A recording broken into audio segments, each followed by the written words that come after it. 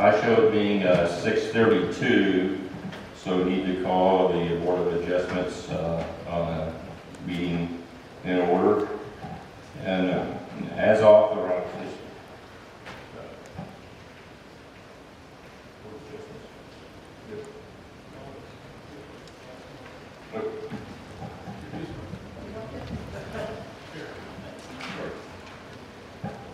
thank you, Jim. I had last month's sheet running out this month's sheet. So tonight is August the 10th. It's currently 6:35 now. As authorized by Section 551.071 of the Texas Government Code, this meeting may be converged into a closed executive session to seek confidential legal advice for the city attorney if any agenda item herein. We do not anticipate that. The city Board of Adjustment or Appeals reserves the right to convene and recess or realign the regular session to call for executive session on order of business at any time prior to adjournment. Okay. At this point in time, let's see, process for public ended. At this point in time, we open for a citizens, well, we'll call the order. Before open for citizens input, anyone in the audience wish to speak on one of our topics tonight on the agenda? See no one wishing to speak, so we can move on to the next section. Section 4 now is Section 3. Consider the approval of the minutes in the board meeting July 13th, 2022. If there are members who want to make a motion to approve in a second. Motion approved minutes. Motion approved by Jim. Second. Second by Donna. Thank you. We need to vote on that.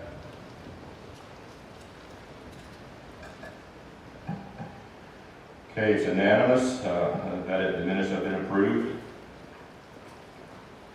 Okay, tonight we need to conduct a public hearing on action request of Steve and Cynthia Wilson to allow for an 8-foot fence secondary frontage on their lot to zone single-family resident SF8 district, location at 8010 Spinnaker Cove. Do we have a presentation from the city?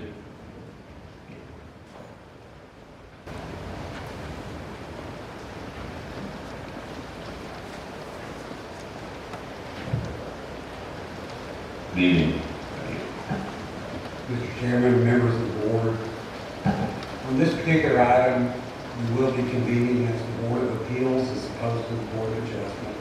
And we'll discuss that a little bit further as to what that will really mean as far as what this, how the vote is taken, what's done with this. A little background on this particular item. Property is, as you said earlier, is zoned SFA. The Rowlett Development Code states that where a corner lot is also a key lot, the required front yard shall be provided on both streets. And Section 78-313 of the Code of Ordinances limits the height of a fence within a front yard to no more than 3 feet. So in this particular case, the property owner is requesting an 8-foot tall fence in both the front and the side yard. And as we said earlier, because this is a key lot, the side yard is also considered the front yard as well. So if you look at the drawing here that's shown with the red area, you can see that that is shown as a key lot. The reason that this is a key lot, this lot that's adjacent to it is facing Spinnaker Cove. This other lot that's adjacent to the other side off of Rainbow Drive is facing Rainbow Drive, which means the front of this property faces Spinnaker and the side, which is the rear of this house, is adjacent to the front yard of the lot adjacent to it. The ordinance requires that to be considered a front yard on both sides because it does limit the ability of the adjacent neighbor, their site visibility from their porch, from the front yard, and that's typically why the ordinance considers both areas to be front yards. As is stated in the second bullet point, the fence will adhere to the typical height standards allowed for a typical side yard, which is 8 feet. And construction of the fence would not obstruct visibility as it will extend to the building facade and not encroach into the primary frontage along the standard code. So when we look at the site plan of this particular lot, you can see that what they're proposing on this is to extend no more than the front of the house. They would extend all the way to the side property line along Rainbow Drive, back along to the rear property line, and then back towards the center line of the property. As we talked about earlier, go back to this one, this section in here, because it is adjacent to the front yard of this lot here, is typically considered to be the requirement for a front yard. And that's really what's in contention tonight and what the property owner is requesting as a variance for. Now, Section 2-75B allows the Board of Appeals to consider the request for an 8-foot fence. When acting as the Board of Appeals, the board shall have the powers to perform those duties delegated to consider appeals to the provisions of Chapter 26 and Chapter 78 of the Code of Ordinances. When acting as the Board of Appeals, a quorum shall consist of a simple majority of the membership, and matters coming before the board may be approved or denied as the case may be by a simple majority of those present. So as we discussed at the beginning of this presentation, typically most items from the Board of Adjustment requires an affirmative vote of 4 members in order to grant variance. In this particular case, because you're not hearing a variance to zoning regulations, you're hearing a variance from a building code appeals regulation, it only requires a simple majority in order for the board to grant variance. So tonight, with 5 members present, a simple majority of 3 members voting for the appeal would be an approved variance. So that's really it in a nutshell, what they're requesting. We did place public notices to everyone within 200 feet, and then we also sent notices to everyone within 500 feet. Within the 200-foot radius, there was 1 in favor, none in opposition. Within the 500-foot radius, there were 2 in favor and none in opposition. Staff is recommending approval of the request to allow an 8-foot fence within the subject property. We don't feel that in this particular case, we have other fences that are in the neighborhood that are in similar situations where those fences are within the side yard of a key lot. It's not been a problem within this subdivision, and to recommend denial, we feel like that it would not keep with the spirit and intent of the ordinance with regard to allowing some property owners to be able to construct an 8-foot fence and others not be able to. So that is our recommendation tonight. That's the case. If you have any questions, I'll be happy to try to answer any questions you might have. Any questions for the board members? Tony?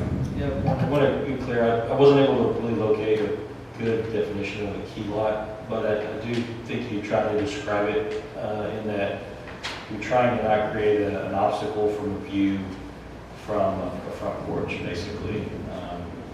In this instance, it appears like the fence that's already been allowed to fence in the pool already does that. So this particular portion of the fence really wouldn't even be visible from that sense. Am I correct in understanding the intent Yes, of sir. that definition? And the intent of that is if there's an alley between the rear property line and the front yard of the adjacent property, it's not a key lot. But if it's adjacent and there's no separation between those property lines, then it is considered a key lot. If it's fronting one street and then the adjacent property is fronting a different street. That's really the best definition I can come up with for a key lot. Any other questions from the board members? Donna? Yeah, I have a question. Are there any site visibility issues from the street for vehicles by putting the fence where they're requested? No, So there's no safety issues that would be encountered by putting up the 8-foot fence, and the fence is going to be on their property. It's not going to be with any kind of corner clips or anything like that that would be it.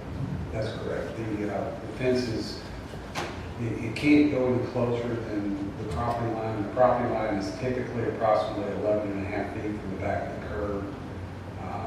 In those situations, that does meet all the requirements for site visibility, and we don't see any issues with that in this case. Thank you. See no other questions from our board? Okay, at this time, thank you. At this time, conduct a public hearing to take action on the request of Steve and Cynthia Wilson. At this time, I'll open the public hearing. Anyone in the audience wants to speak?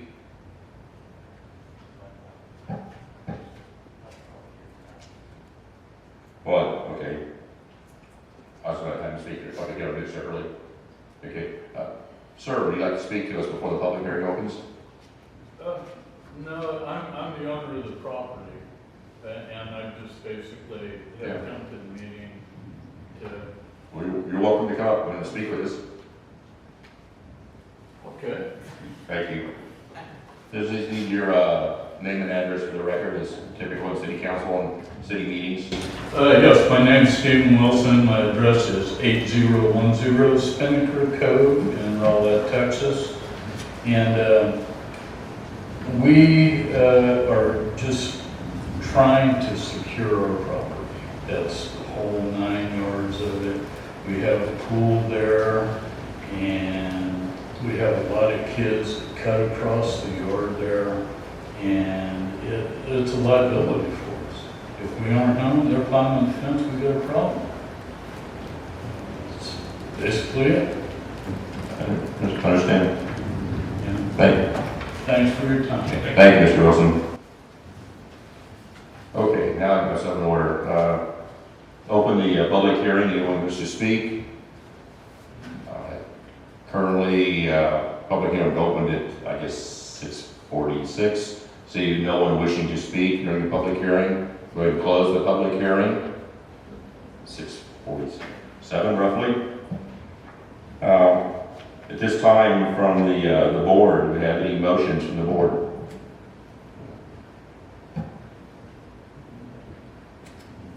I make a motion, we approve the request. A motion from Donna to approve. Do we have a second? I'll second. I have a second from Tony. We need to vote as a board. I see unanimous, all 5 in favor. Mr. Wilson, enjoy your new fence. Thank you, guys. Thanks so much. At this point, I see no other business for the board. Adjourn the meeting at 6:50.